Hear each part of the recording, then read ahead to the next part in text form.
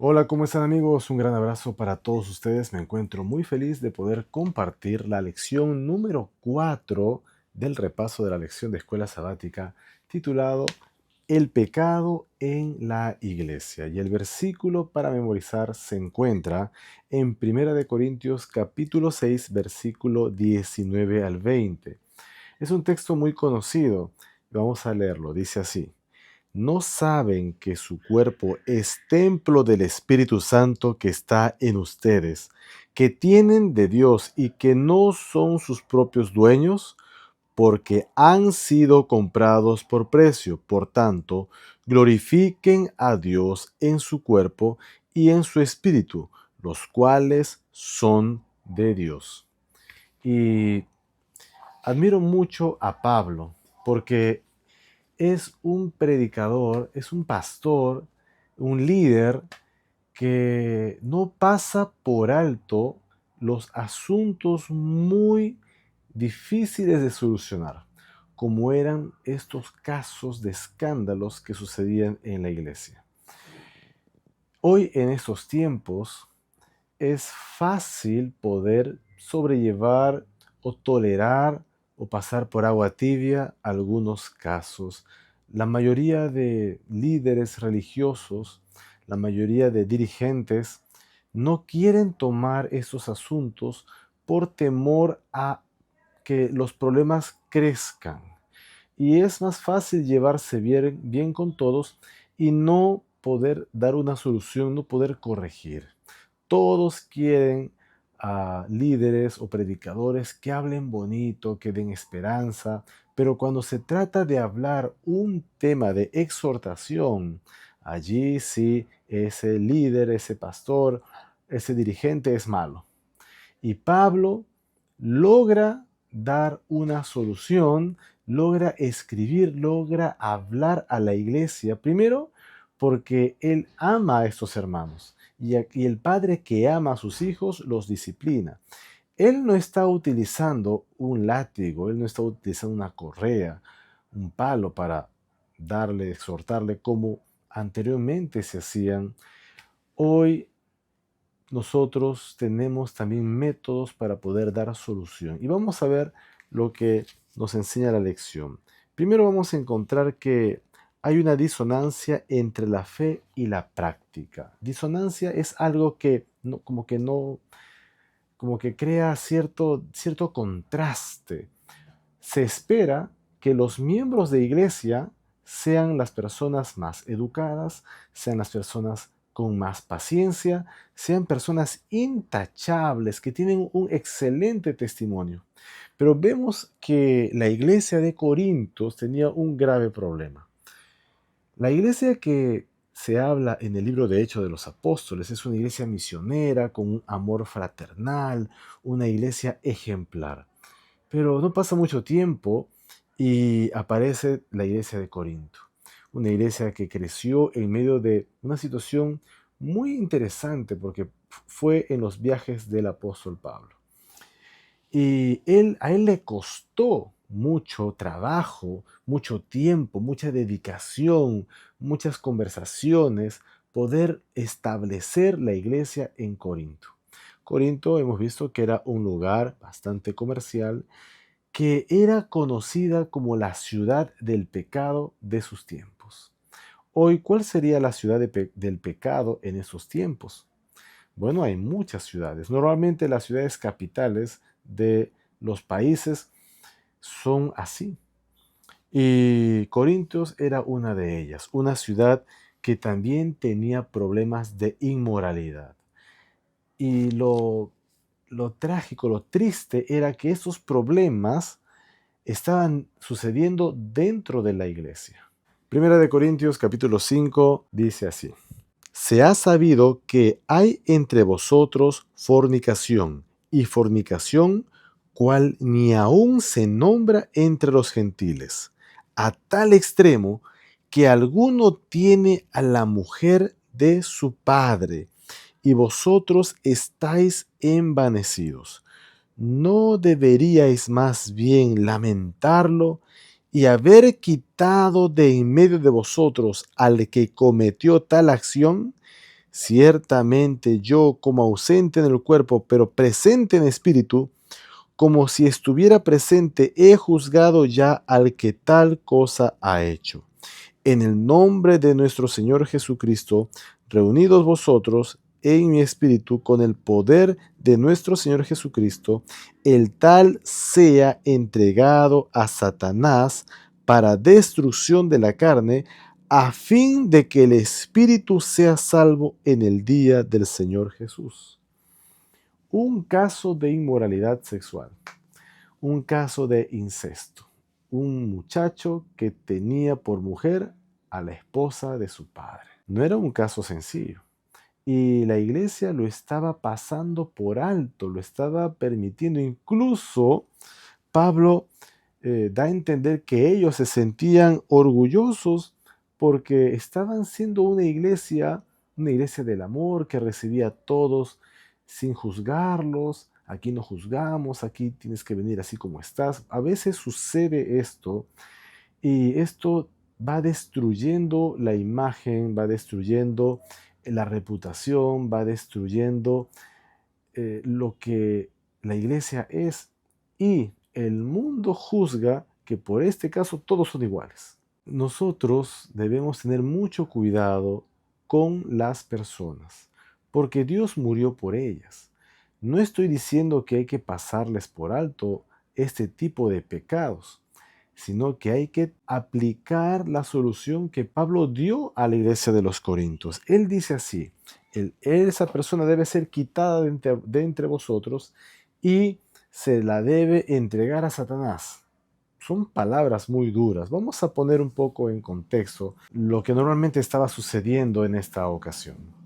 Miren, para los corintios, que eran una ciudad donde había idolatría, ellos cuando decían esta forma, sea entregado a Satanás, era una forma de decir, vamos a traducirlo así, que ya no tenían por qué ellos insistir en traerlo, en rogarle, en suplicarle. Cuando una persona que está cometiendo un pecado grave, ya se le habló muchas veces y se le insiste en que cambie, en que tome conciencia, en que no vaya por ese camino, y esta persona no quiere hacer caso, esta persona quiere persistir en su pecado y aún así seguir viniendo a la iglesia, es una persona necia, una persona que está trayendo sufrimiento. Yo no me imagino cómo se habrá sentido el papá de este muchacho que estaba con su propia madre. Es un caso de inmoralidad. Ahora, nosotros tenemos que entender que todo pecado trae consecuencias. Y otro detalle, la inmoralidad en Corinto era tan grande y tan normalizada que cuando los jóvenes convivían o tenían intimidad fuera del matrimonio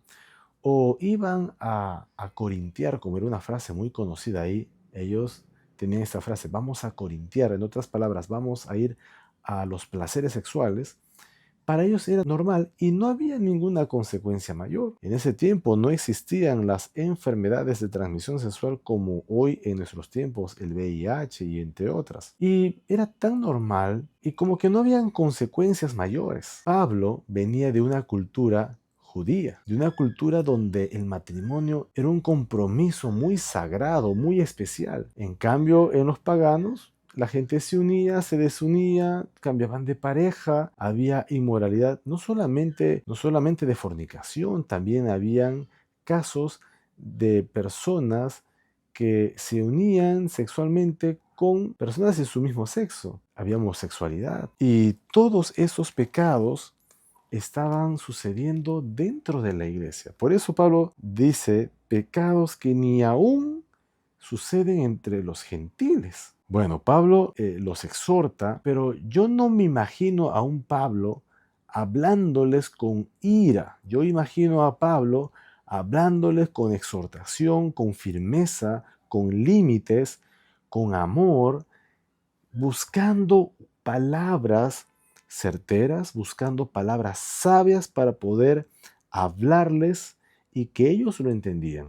Entonces, sea entregado a Satanás. En otras palabras, dejen que esa persona coseche las consecuencias de sus actos. Entréguenlo a Satanás. No hay que hacer una ceremonia de la iglesia para expulsar a una persona, darle la espada y decir, vamos a entregar a este hermano pecador a Satanás. No, no, no, no hay tal cosa. Si en algún lugar tú has visto que ha pasado algo así, eso es un cumplimiento muy literal de lo que está diciendo Pablo aquí. Pero lo que está diciendo Pablo es que si ya hicieron todo lo posible para exhortar, para encaminar, para hacer que esa persona tome conciencia y esa persona no quiere someterse a la voluntad de Dios y no sigue el consejo, entonces es mejor tomarlo como necio, tomarlo como una persona rebelde y ya no insistir en esa persona. Muy duro suena para nosotros, pero este fue un tipo de disciplina que Pablo recomendó para que esta persona que estaba en pecado tome conciencia de la gravedad de su falta ahora. Una cosa es la fornicación, el adulterio, la infidelidad, y otra cosa también son estos pecados que a veces no se perciben o que aparentemente no traen consecuencias terribles. Me refiero al pecado del orgullo. El pecado del orgullo es muy grave. Y vamos a verlo después, cómo es que Pablo enumera o hace una lista de pecados y esos pecados aparentemente que no son tan trágicos o que tienen consecuencias tan fuertes, también son pecado igual y deben ser tratados de una forma, primero, exhortando a la persona bíblicamente.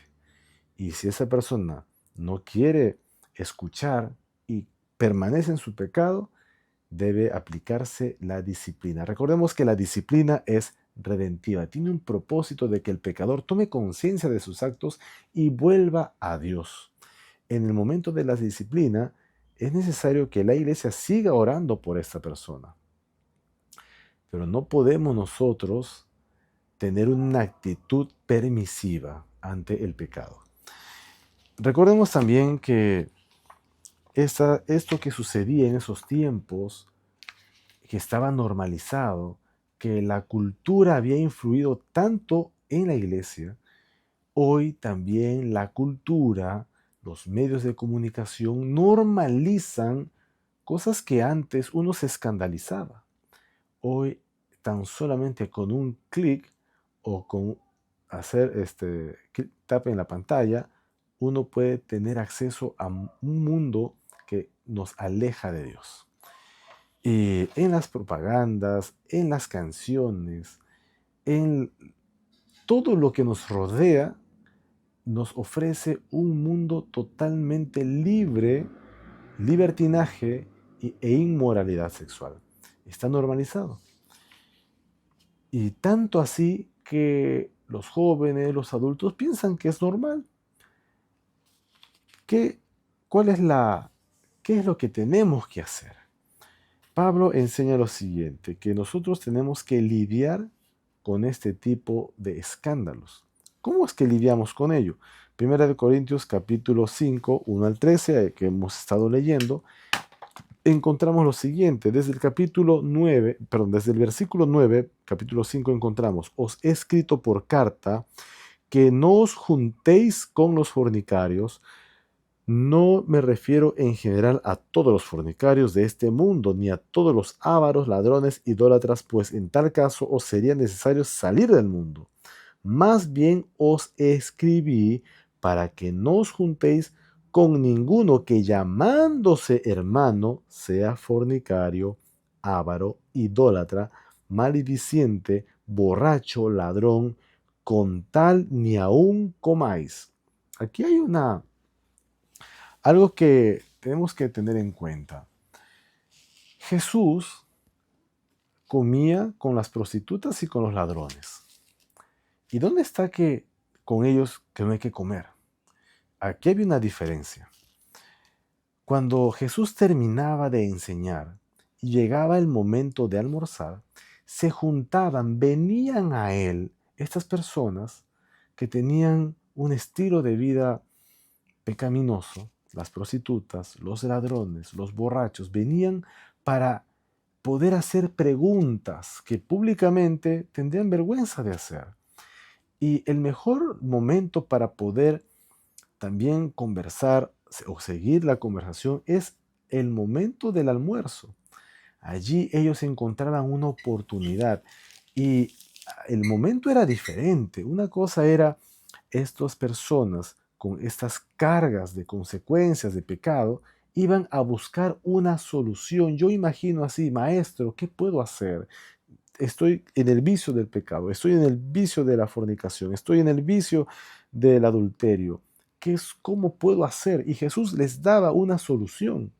Pero otra cosa era que personas que estaban cometiendo pecados que traían grandes y terribles consecuencias a la iglesia y que no tenían ni la menor voluntad de mejorar su situación.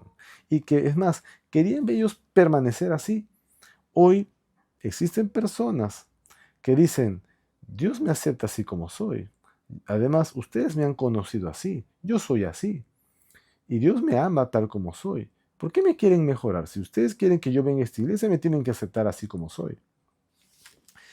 Y mira, es verdad, Dios te ama así como eres. Pero no puede haber una relación entre el pecado y Dios. Dios te ama porque Él te dio la vida, Él te formó en el vientre de tu madre, sí, te ama. Pero si tú estás abrazando un pecado, ¿cómo vas a poder abrazar a Cristo? Es necesario soltar el pecado y abrazar a Jesús. Y cuando abraces a Cristo, vas a mirar el pecado como algo aborrecible, detestable, porque ahora vas a empezar a tomar el agua de la vida. Ahora vas a empezar a respirar aire puro, no un aire viciado de tabaco, de drogas. Vas a poder nadar en aguas cristalinas y ya no revolcarte en un charco lleno de suciedad de pecado. Entonces, aquí hay una diferencia de las personas que almorzaban, comían con Jesús, que buscaban ayuda, buscaban una solución del Maestro, a diferencia de otros que no que tenían idea ni querían por nada cambiar, querían seguir así. Y es más, ellos querían influir en las otras personas, como que normalicen y validen su situación. Nosotros no podemos decir a ellos que están en la razón, que sigan así, que bueno que están así. No, no, no, no podemos nosotros validar eso. Podemos abrazar a esas personas, decirle, mira, te aprecio, tú eres un hijo de Dios, estoy orando por ti, pero yo no voy a hacer lo que tú estás haciendo. Entonces, de esa manera, a eso es lo que se refiere Pablo, ni aun con él comáis. Dice aquí, porque ¿qué razón tendría yo para juzgar a los que están fuera? ¿No juzgáis vosotros a los que están dentro? Y a los que están fuera, Dios los juzgará. Quitad pues a ese perverso de entre vosotros. Es que en el redil se espera que todos sean ovejas, pero a veces hay lobos vestidos de oveja. Y el pastor no va a estar coordinando con el lobo. Lobo, no te comas a la oveja. O lobo, no hagas daño a las ovejas. No, no, no. Al lobo hay que espantarlo porque es lobo. O sea, hay un proceso de conversión, entendemos eso sí. Cuando uno renuncia al mundo y ya no ama esas cosas. Ahora, si hay una lucha, uno debe buscar ayuda. Bien, entonces, ¿cómo lidiamos con estos escándalos? Dando una solución. Pablo dio una solución de disciplina, pero siempre ellos, también los corintios, buscaban ayuda, buscaban el consejo. ¿Qué podemos hacer? ¿Cómo mejor podemos hacer? Es mejor buscar siempre ayuda para solucionar algo. Ayuda a los pastores, podemos pedir ayuda a los ancianos de iglesia, a los líderes. En casos particulares, no podemos nosotros tampoco tomar una actitud de acusar o estar buscando como el FBI o como el servicio de inteligencia qué pecados están cometiendo los hermanos. No es nuestra tarea eso. A su tiempo Dios traerá todas las cosas a la luz, pero Dios no me puso a mí para ser un detective privado y estar averiguando la vida de la gente. Tampoco se trata de eso. Se trata de que si hay un caso que está trayendo tristeza, está trayendo oprobio, dolor a la iglesia, podamos poner cartas en el asunto y dar una solución sabia, así como lo hizo Pablo. Bien, también hay que proteger la identidad de la iglesia. ¿Qué significa esto? Identidad. Miren, ¿por qué las personas, por qué un hombre, por qué una mujer busca, que está casado, buscaría otra pareja? Recordemos que hay muchas heridas, heridas de escasez, heridas de rechazo, diferentes heridas. Una persona que tiene algún trauma, alguna herida, va a querer buscar, va a querer saciar esa necesidad, esa herida, con algo que le satisface. Muchos buscan soluciones temporales en el alcohol, en las drogas y también en algún momento se pelean con su pareja, con su esposa, se pelean y van a buscar validación en otra persona. Y eso es infidelidad. Jesús incluso habló de que tan solo el hecho de codiciar a una mujer en el corazón era ya haber fornicado con ella. Para Cristo es muy importante la fidelidad. ¿Y cómo podemos lograr ese nivel de fidelidad, ese nivel de, de celo por hacer lo correcto? Vamos a encontrar aquí que se trata de identidad. Identidad es lo que hoy la gente busca. Hoy se entiende que todos tratan de poner un pie, una marca en tu identidad. Me refiero a que cuando un joven está en la adolescencia o una persona que no ha tenido mucho amor de parte de sus padres, trata de buscar una respuesta, trata de identificarse con un grupo y ahí aparecen diferentes grupos. Por ejemplo, las personas que han sufrido problemas conyugales, problemas de traición, problemas amorosos y escuchan músicas que que hablan acerca de la infidelidad, músicas que hablan acerca de la traición, se sienten identificados y cantan esas canciones.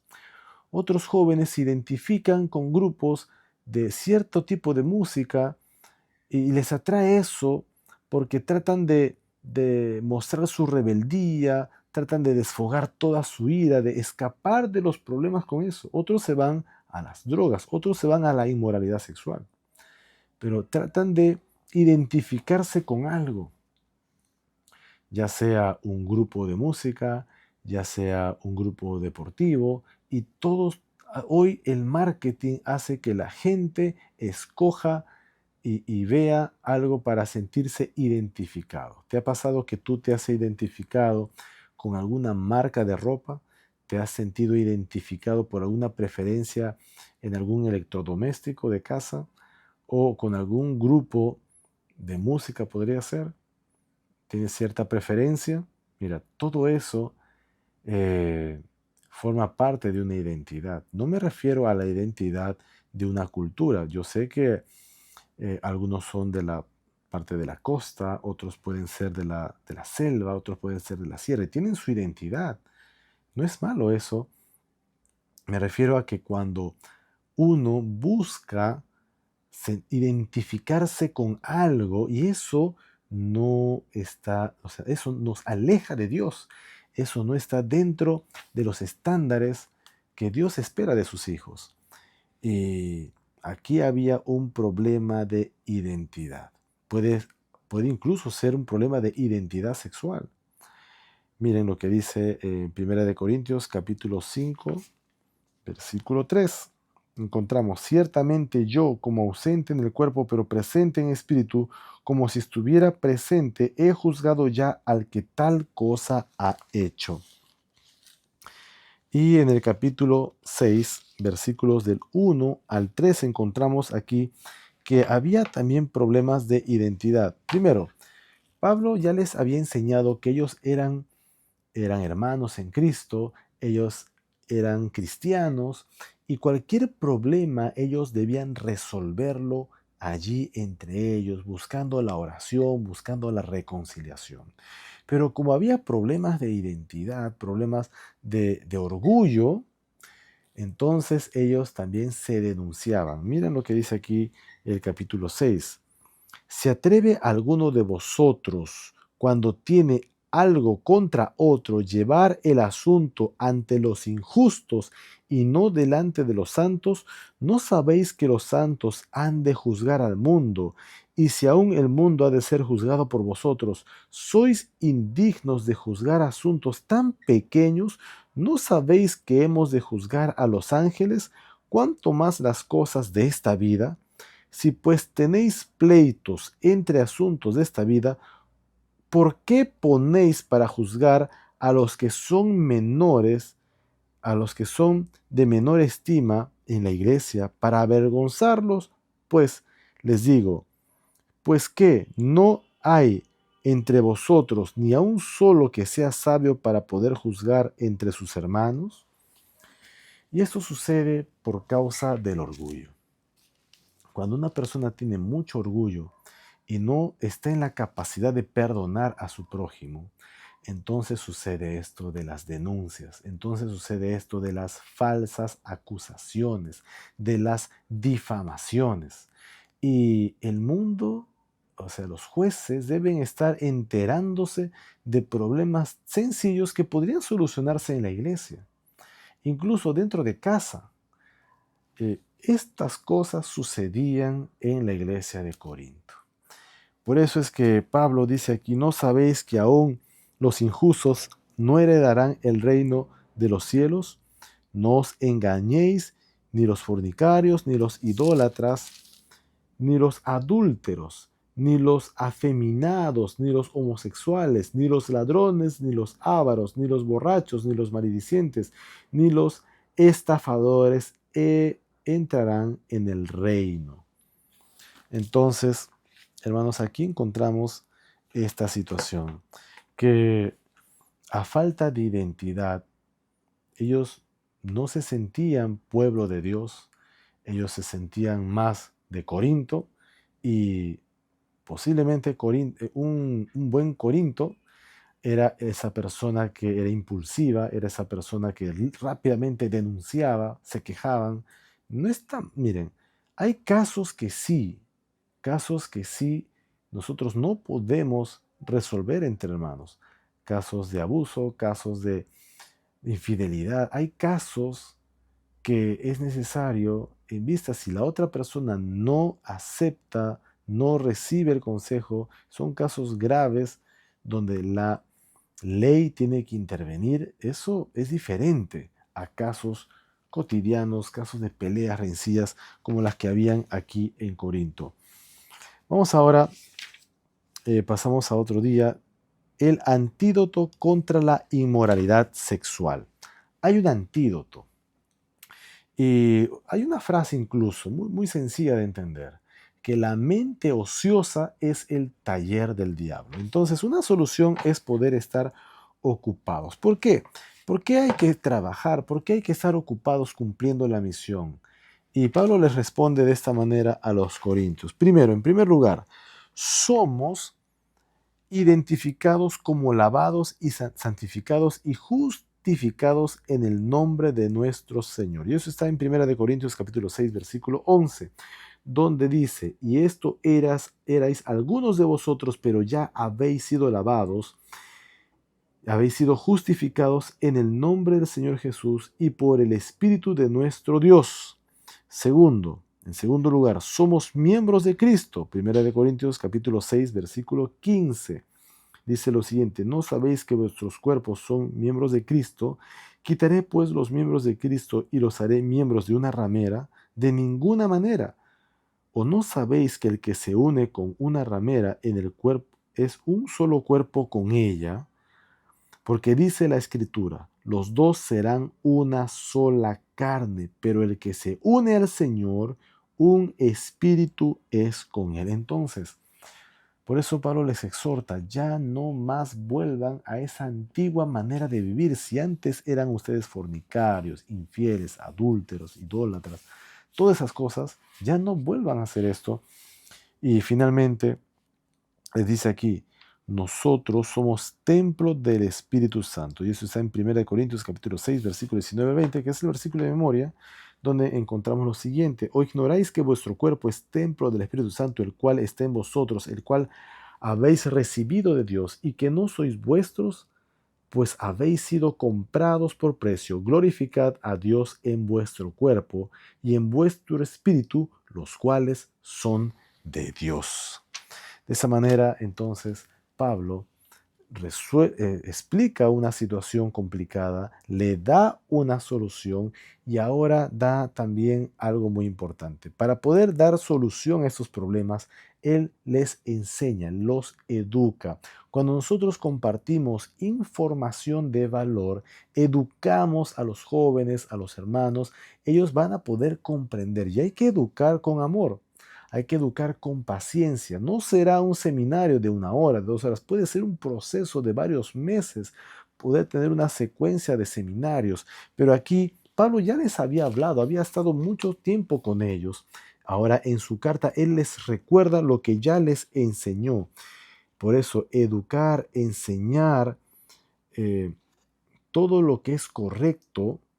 Y él les enseña usando ejemplos, porque para Pablo era fácil, era sencillo, porque él desde su niñez conocía todas estas cosas, pero ellos, nadie les había enseñado estos asuntos. Para ellos era normal tener una vida de libertinaje. Y por eso es que Pablo nuevamente toca el tema del matrimonio y la soltería. Y en el libro de 1 Corintios capítulo 6, versículo 19, nosotros vamos a encontrar, incluso hasta el capítulo 7, vamos a encontrar claramente esto. Dice aquí él, acerca de lo que me habéis preguntado por escrito, digo, bueno le sería al hombre no tocar mujer. Sin embargo, por causa de las fornicaciones, tenga cada uno su propia mujer y tenga cada uno su propio marido, por causa de las fornicaciones. Entonces había una cultura de depravación sexual. Ahora, no es que él les esté diciendo ya búsquense una esposa así cualquier persona. No, no, no. No era una búsqueda desde la carencia, tampoco desde la necesidad. Era de todas maneras siempre buscar consejos, seguir los procesos y tener una esposa, tener un esposo. También nosotros encontramos lo siguiente, que pareciera, ¿no?, que él en algún momento aconseja de no tener mujer. Dice aquí el versículo 6 del capítulo 7, pero esto lo digo más como concesión, más no como mandamiento. Quisiera más bien que todos los hombres fueran como yo, pero cada uno tiene su propio don de Dios.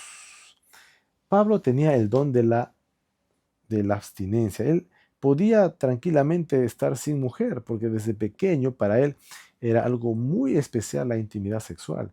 Pero para los corintios no. Miren, José en Egipto, en su formación, por la crianza que tuvo de su padre, él fue firme, él fue fiel a Dios y rechazó las insinuaciones de la esposa de Potifar. Pablo también tenía ese espíritu, ese poder de poder decir no, pero ahora él conoce la situación, la gran debilidad de los corintios por causa de las fornicaciones. Digo pues a los solteros y a las viudas que bueno les sería quedarse como yo, pero si no tienen el don de continencia, cásense, pues mejor es casarse que estarse quemando. Mira, él no está diciendo no se casen, él está diciendo cásense, tengan su esposa, tengan su esposo.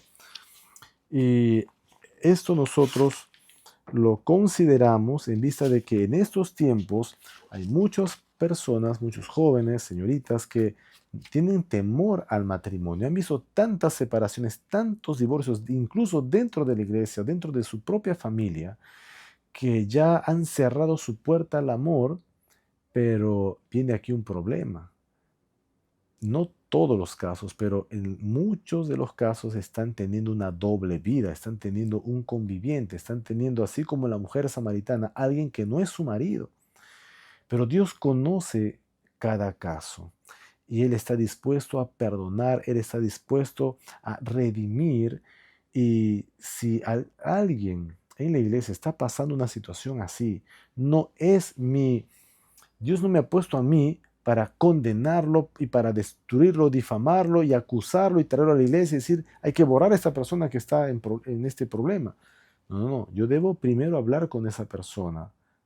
Debo hablar con el temor de Dios y decirle, mira hermano, hermana, no estás bien, hay esto de aquí que yo estoy viendo o yo me he dado cuenta de esto y en el nombre del Señor te pido que por favor vuelvas a los buenos caminos. Dependiendo, ¿no? Un varón a otro varón, una dama a otra dama. Siempre hay que tener ese cuidado, esa ética en la iglesia. Y si es posible, con otra persona más que tenga más experiencia, más amor y también más experiencia en la fe. Así, mis amigos, esta lección nos habla mucho, nos exhorta de todo corazón a todos nosotros, a todos, a los líderes, para poder buscar una solución con amor. Y a las personas que están pasando por estas pruebas o por estas cosas pecaminosas, también que puedan abrir sus ojos y volver al buen camino. Realmente hay muchas preguntas más por responder. Si tienes alguna pregunta, puedes hacerlo aquí en los comentarios. Te invito a seguir este canal donde compartimos diferentes lecciones bíblicas sobre la lección de escuela sabática. Si tienes alguna pregunta más, también ten toda la confianza de hacerla y la estaremos respondiendo en el próximo video. Un gran abrazo para todos. Te animo a que te suscribas a este canal, compartas estos videos también y te unas a nuestra comunidad. Soy Gerson Vega, deseo para ti un maravilloso día. Que Dios te bendiga. Nos vemos en el siguiente video.